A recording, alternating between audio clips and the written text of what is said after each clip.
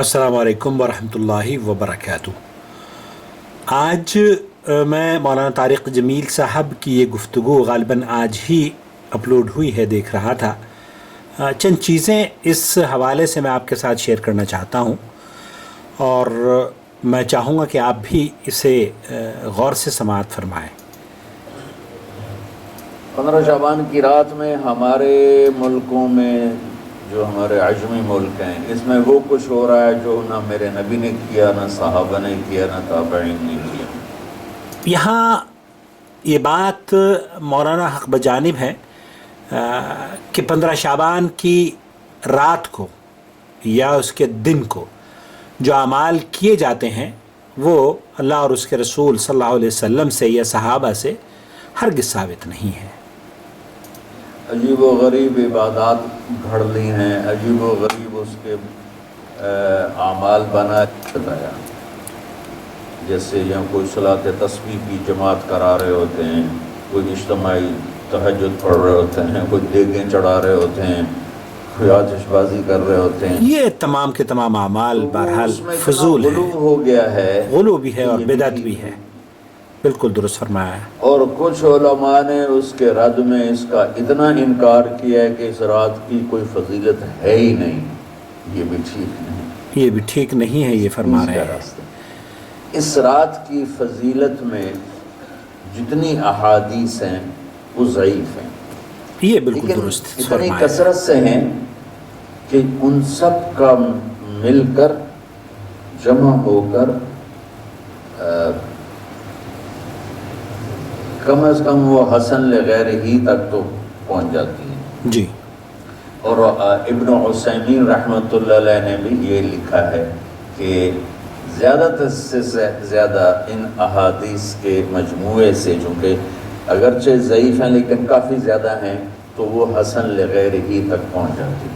تو حسن لغیر ہی سے کوئی عمل ثابت نہیں ہوتا، عمل ثابت ہوتا ہے صحیح حدیث کے سے۔ ایک یہاں مولانا نے شیخ محمد بن صالح العثیمین رحمۃ اللہ علیہ کا تذکرہ کیا ہے۔ اب میں آپ کی خدمت میں شیخ محمد بن صالح العثیمین کیا فرما رہے ہیں اس سلسلے میں، یہ غور سے سن لیجئے۔ لا تقوم به حجة، ومنها ما أشياء موضوعة مما ورد۔ شعبان کے حوالے سے شیخ فرما رہے ہیں کہ جو جتنی بھی احادیث وارد ہوئی ہیں ان سے کوئی حجت ثابت نہیں ہوتی، اور اس رات اور دن کے حوالے سے صرف ضعیف ہی نہیں بلکہ موضوع یا جھوٹی روایات بھی بہت گھڑ کر پیش کی گئی ہیں۔ أكثر من كانوا يعظمونها أهل الشام، التابعون ليس الصحابة، والتابعون في الحجاز أنكروا عليه أيضا، قالوا لا يمكن أن نعظم شيئا بدون دليل صحيح، فالصواب أن ليلة النصف من شعبان كغيرها من الليالي لا تخص بقيام ولا يوم النصف بصيام۔ شیخ محمد بن صالح العثیمین رحمۃ اللہ علیہ فرما رہے ہیں کہ 15 شعبان کی رات کو جاگنا اور اگلے دن کا روزہ رکھنا، اس کی کوئی دلیل قرآن و سنت میں صحیح نہیں ملتی۔ ایک اور کلپ میں آپ کی خدمت میں مولانا کی سنوانا چاہتا ہوں، مولانا کی نہیں بلکہ شیخ محمد بن صالح العثیمین رحمۃ اللہ علیہ کی۔ فهذا وردت فيه أحاديث ضعيفة لا تصح عن النبي صلى الله عليه وعلى آله وسلم ولا يعمل بها، لأن كل شيء لم يثبت عن رسول الله صلى الله عليه وعلى آله وسلم فإنه لا يجوز للإنسان أن يتعبد به لله۔ اس رات کے حوالے سے یہاں پر بھی شیخ محمد بن صالح العثیمین رحمۃ اللہ علیہ فرما رہے ہیں کہ کوئی بھی صحیح روایت نہیں ہے، اور جب صحیح روایت نہیں ہے تو کسی بھی عمل کو کرنے کے لیے صحیح روایت کا ہونا بے حد ضروری ہے۔ وعلى هذا فلا يصام يوم النصف من شعبان بخصوصه، لأن ذلك لم يرد عن رسول الله صلى الله عليه وعلى آله وسلم۔ لہذا اس رات کو جاگنا وما لم يرد فإنه بدعة. اس رات کو جاگنے کی کوئی روایت نہیں ملتی، اور جو لوگ جاگتے ہیں وہ بدعت کرتے ہیں۔ النقطة الثالثة فضل ليلة النصف منه، وهذا أيضا فيه أحاديث ضعيفة لا تصح عن النبي صلى الله عليه وعلى آله وسلم، وعلى هذا رات کو جاگنے کی بھی اور دن کو روزہ رکھنے کی بھی کوئی روایت صحیح نہ ہونے کی وجہ سے بدعت عمل ہے۔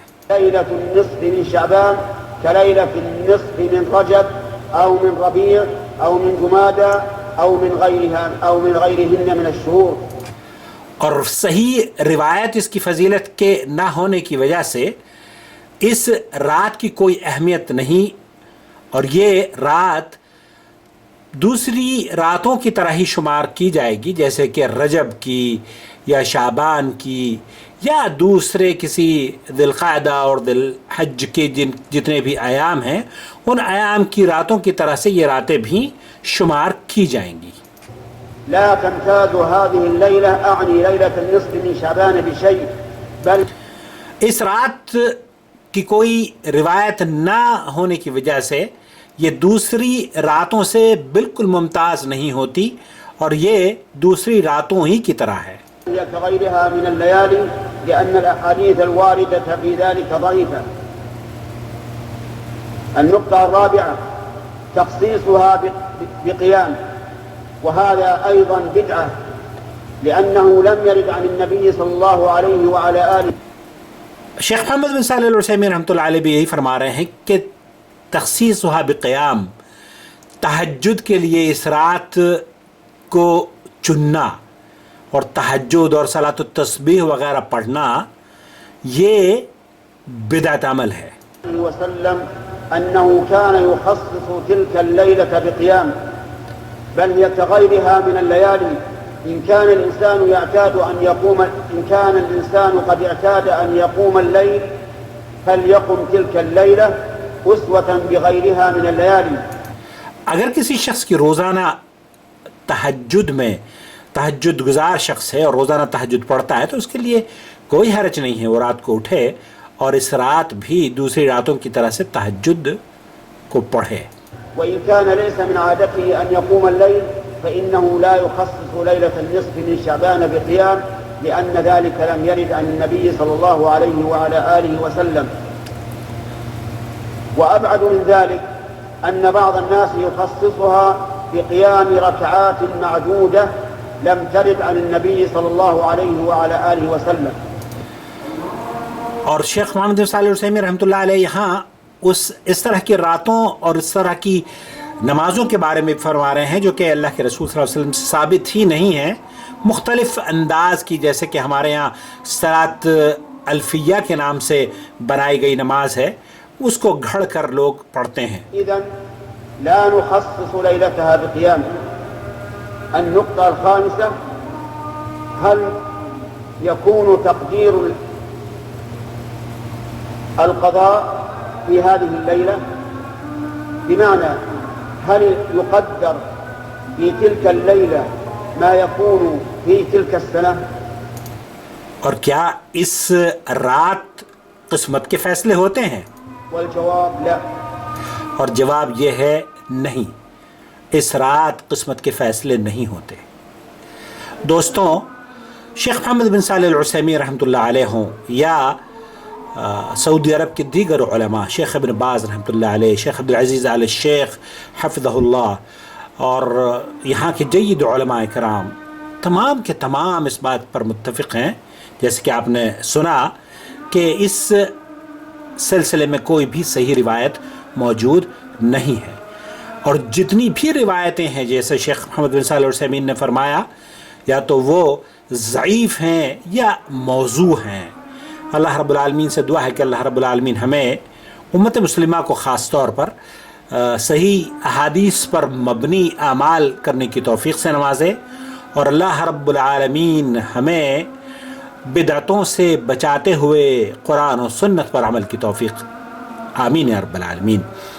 والسلام علیکم ورحمۃ اللہ وبرکاتہ۔ دوستوں، ہمارا چینل یوٹیوب چینل नूर टीवी के नाम से हमने आपकी खिदमत में पेश किया है, और इस चैनल पर हम इंशाअल्लाह ताला हर उन्वान पर आपके लिए मैसेजेस अपलोड कर रहे हैं, लिहाजा इसको सब्सक्राइब भी कीजिए और बेल आइकॉन भी आप प्रेस कर दीजिए ताकि आप इसमें शरीक रहें, और जब जब हमारी न्यू वीडियोस अपलोड हों आप तक इत्तला भी मिले, और हमारे जितने भी प्रीमियर्स हों वो आप डायरेक्ट उनको देख सकें।